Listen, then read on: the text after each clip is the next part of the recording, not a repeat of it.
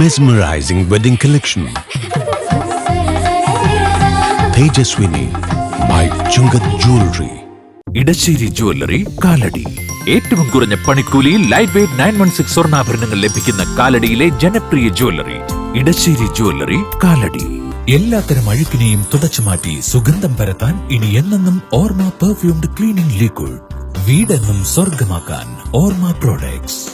RSSന്റെ ഭാരതാംബയ്ക്ക് മുൻപിൽ വിളക്കു തെളിയിക്കാൻ ഇടതുപക്ഷ മന്ത്രിമാരെ കിട്ടില്ലെന്ന് റവന്യൂ വകുപ്പ് മന്ത്രി കെ രാജൻ. CPI അങ്കമാലി മണ്ഡലം കമ്മിറ്റി സംഘടിപ്പിച്ച ശതാബ്ദി സമ്മേളനം ഉദ്ഘാടനം ചെയ്ത് സംസാരിക്കുകയായിരുന്നു അദ്ദേഹം. സമ്മേളനത്തിന്റെ ഭാഗമായി സംഘടിപ്പിച്ച ചുവപ്പ് സേന പരേഡ് ആവേശകരമായി.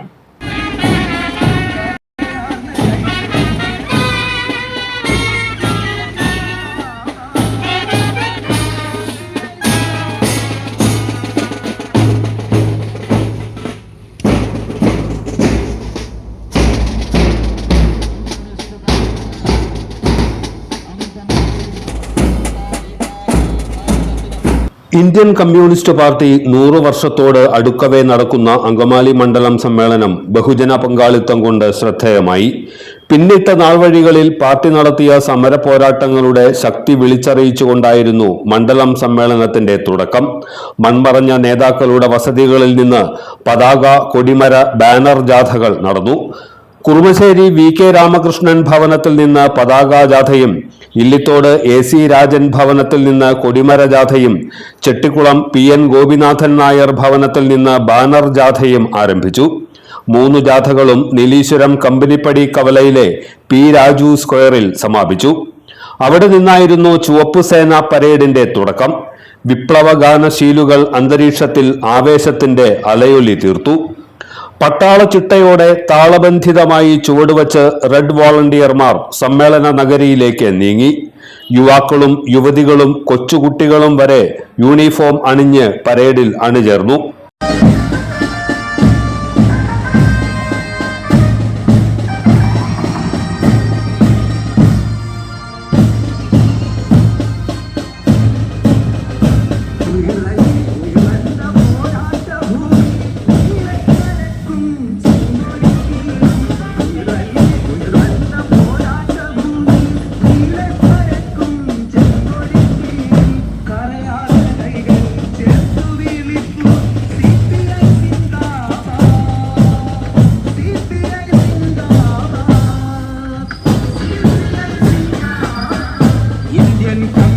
പാർട്ടിയുടെ 25ാം പാർട്ടി കോൺഗ്രസിന് മുന്നോടിയായി ആവേശജനമായ അങ്കമാലി മണ്ഡലം സമ്മേളനത്തോടനുബന്ധിച്ചുള്ള പ്രൗഢോജ്വലവും വർണ്ണോജ്വലവുമായ ചുവപ്പ് സേനാ പരേഡും പ്രകടനവും ഇതാ കടന്നുവരുന്നു.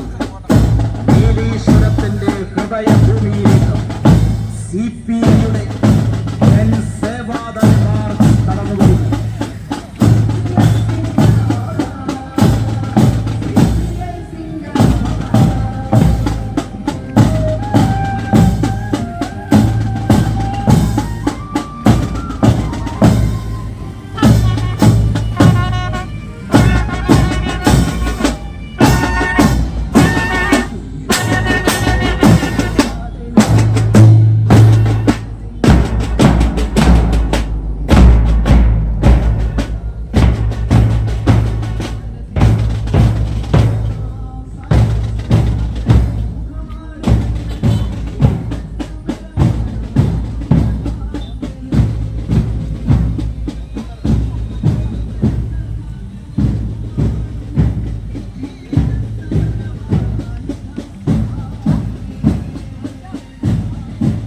നൂറുകണക്കിന് പാർട്ടി അംഗങ്ങളും അനുഭാവികളും ജൻസേവാദൾ മാർച്ചിനെ മുദ്രാവാക്യം വിളികളോടെ അനുഗമിച്ചു.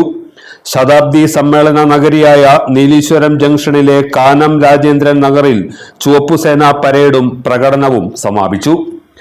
മഴയത്തും തളരാത്ത ആവേശത്തോടെ പ്രവർത്തകരുടെ മുദ്രാവാക്യം വിളി ഉയർന്നപ്പോൾ മുതിർന്ന പ്രവർത്തകൻ KN ചന്ദ്രൻ സമ്മേളന വേദിയിൽ പാർട്ടി പതാക ഉയർത്തി.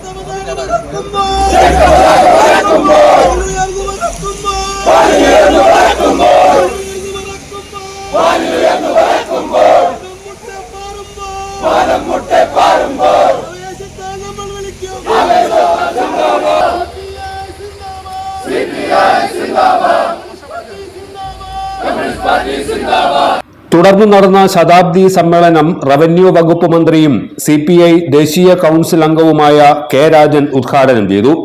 എന്ത് വില കൊടുത്തും ആ വീടുകളുടെ എണ്ണം കേരളത്തിൽ പൂർത്തിയാക്കാനുള്ള നടപടിക്ക് നേതൃത്വം നൽകാൻ നിശ്ചയിച്ചു.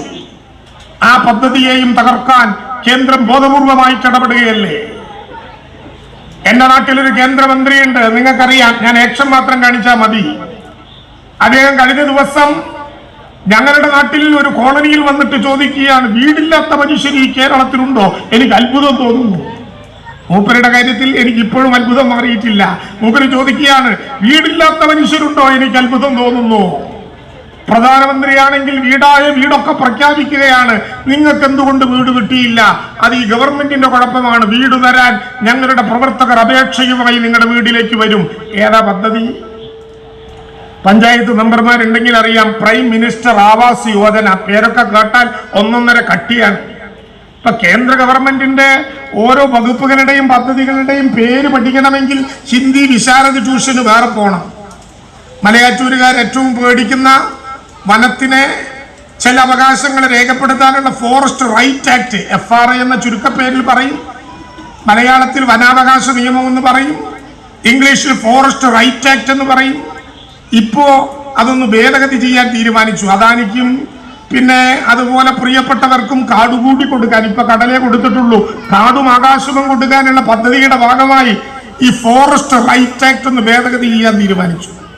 റൈറ്റ് ആക്ട് ഭേദഗതി ചെയ്തു വന്നപ്പോൾ അതിനൊരു പുതിയ പേര്, ഫോറസ്റ്റ് റൈറ്റ് ആക്ട്, വനാവകാശ നിയമം എന്ന് വളരെ മര്യാദയ്ക്ക് നാട്ടുകാർ പറഞ്ഞിരുന്ന ആക്ടിന്റെ ഇപ്പോഴത്തെ പേര് വൻ സംരക്ഷൺ ഏവം സമ്മർദ്ദൻ അധികം എന്നാണ്. 3 ദിവസം ഇരുന്നിട്ടാ നമ്മളൊക്കെ പഠിച്ചത്. വൻ സംരക്ഷൺ ഏവം സമ്മർദ്ദൻ അധികം. അല്ലത്ത പാടാ.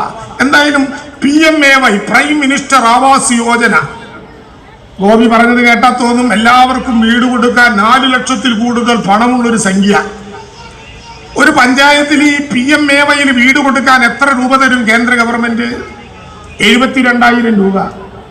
ഒരു കക്കൂസും കുളിമുറിയും ഒരുമിച്ച് പണിയാൻ ഇതിനേക്കാൾ കൂടുതൽ കാശ് വേണം. ഒരു തൊഴുത്ത് നന്നായി പണിയാൻ ഇതിനേക്കാൾ കൂടുതൽ കാശ് വേണം. 72,000 രൂപ പ്രൈം മിനിസ്റ്റർ ആവാസ് യോജന.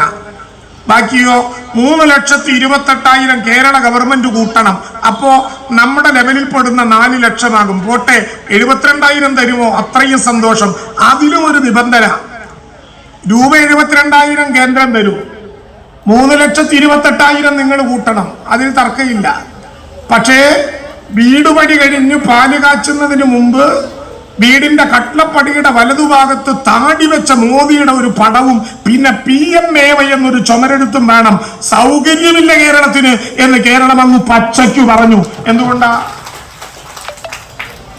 താടി വെച്ച മോദിയുടെ പടം കണ്ട മക്കൾ പേടിക്കുന്നത് കൊണ്ട് മാത്രമല്ല, ഇവിടെ ലൈഫ് എന്ന വീട് പഞ്ചായത്തിൽ പണിതത് ഞങ്ങൾക്ക് പോയാലൊന്ന് കാണാൻ പറ്റുമോ? എവിടെയെങ്കിലും മനസ്സിലാക്കാൻ പറ്റുമോ? എവിടെയെങ്കിലും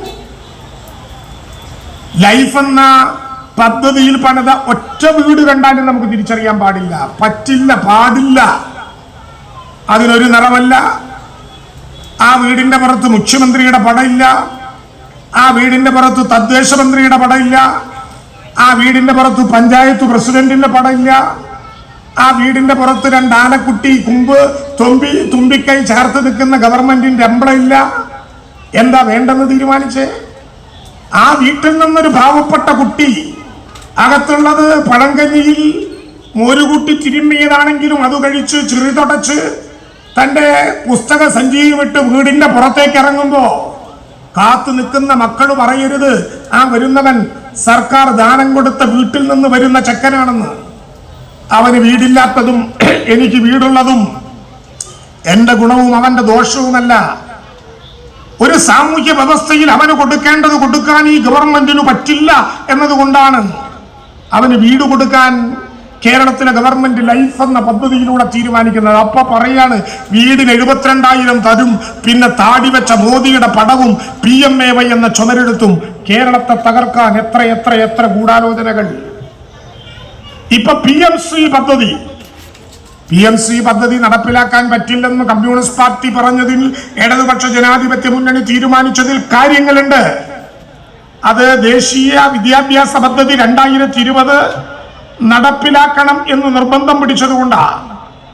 അത് നടപ്പിലാക്കാൻ പറ്റില്ല എന്ന് നമ്മൾ പറയുമ്പോ, എന്നാൽ നിങ്ങൾ PMC നടപ്പിലാക്കിയില്ലെങ്കിൽ PMCയുടെ പണം തരില്ല എന്നല്ല പറയുന്നത്.